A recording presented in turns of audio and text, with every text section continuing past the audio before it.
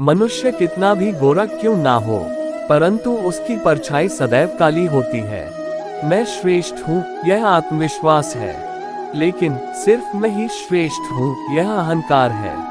इच्छा पूरी नहीं होती तो क्रोध बढ़ता है, और इच्छा पूरी होती है तो लोभ बढ़ता है। इसलिए जीवन की हर स्थिति में धैर्य बनाए रखना ही श्रेष्ठता है। श्री कृष्ण कहते हैं, ना हार चाहिए, ना जीत चाहिए। जीवन में अच्छी सफलता के लिए परिवार और कुछ मित्र का साथ चाहिए।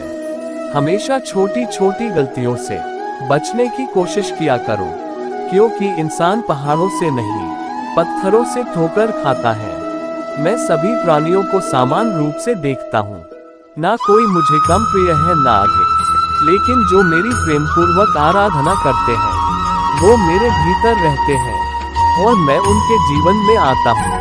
अगर ईश्वर तुम्हें ज्यादा प्रतीक्षा करवा रहे हैं तो हो सकता है जितना तुमने मांगा उससे ज्यादा देने वाला हो, जिसने अपने आप को वश में कर लिया है।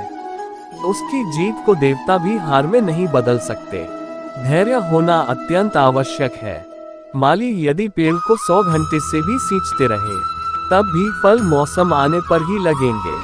अच्छा काम करने वाला कोई भी व्यक्ति कभी भी यहाँ या दुनिया में आने के लिए एक बुरा अंत नहीं होगा। लोग आपके अपमान के बारे में हमेशा बात करेंगे। सम्मानित व्यक्ति के लिए अपमान मृत्यु से भी बदतर है। बड़प्पन वह गुण है जो पद से नहीं संस्कारों से प्राप्त होता है। परायों को अपना बनाना उतना मुश्किल नहीं जितना अपनों को अपना बनाए रखना होता है। तुम्हारा क्या गया जो तुम रोते हो? तुम क्या लाए थे जो तुमने खो दिया?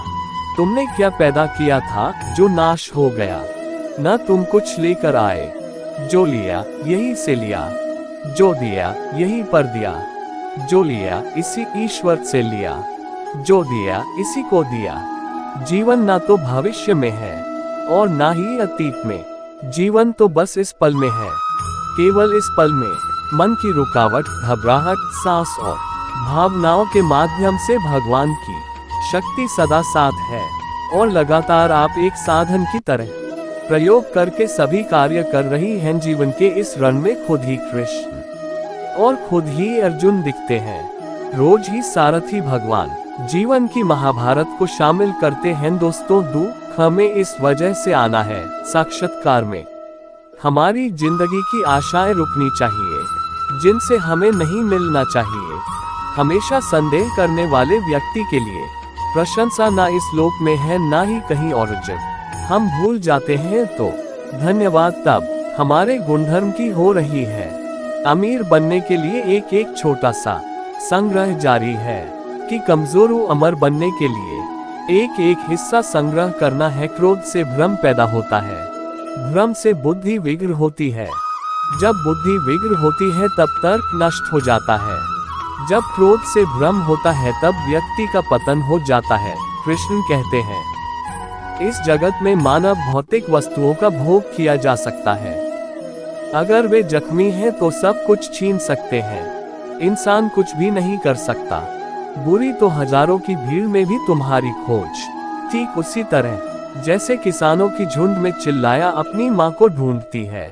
सृष्टि में एक प्रेम ही है जो लाख प्रयास करो खत्म करने का तो वो बड़ा ही होता है। यदि आप किसी प्लास्टिक प्रोजेक्ट में सफल रहते हैं तो समझ लीजिए कि आप उसके हाथ की कठपुतली हैं। तुम्हारा मोहग्रस्त होकर अपने कर्तव्य पथ से हट जाना मूर्खता है, क्योंकि इससे ना तो तुम्हें स्वर्ग की प्राप्ति होगी और ना ही तुम्हारी कीर्ति बढ़ेगी। बुरा वक्त आपको जिंदगी के उन सच से सामना करवाता है जिनका आपने अपने अच्छे वक्त में कभी ख्याल भी नहीं किया होता है। किसी दूसरे के जीवन के साथ पूर्ण रूप से जीने से अच्छा है कि हम अपने समय के भाग्य के अनुसार अपूर्ण जिए।